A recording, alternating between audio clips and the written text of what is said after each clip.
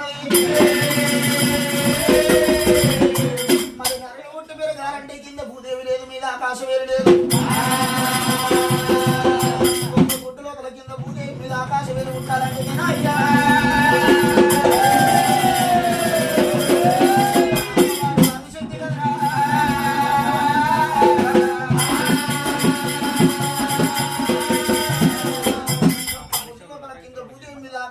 ఉంటాలన్నప్పుడు ఒక గుడ్డు వరకు కొట్టినప్పుడు కింద భూదేవి మీద ఆకాశం మీద పుడుతున్నది.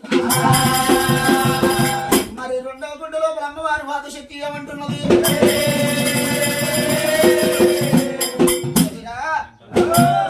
మరి కింద భూదేవి మీద ఆకాశం మీద పుట్టింది కానీ రానున్న కళ్ళకలను సూర్యుడు చంద్రుడు సింహని చీకటైపోతుంది.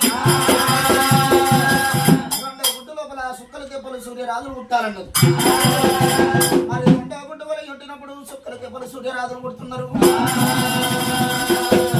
మూడవ గుడ్డు లోపల అయ్యా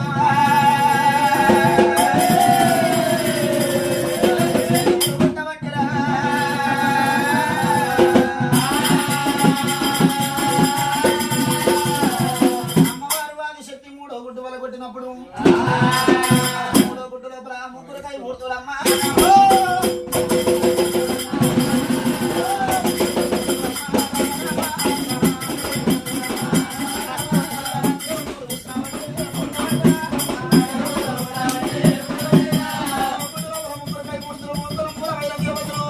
లోకాన్ని సృష్టికర్తలు దేవుడు.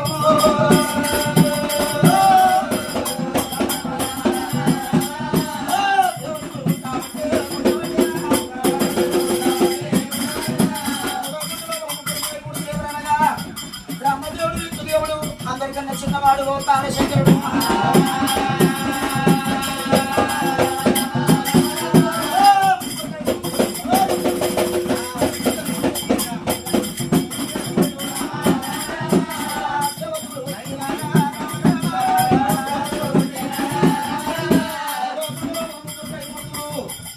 సృష్టికర్తలు పుడుతుంది దేవుడు.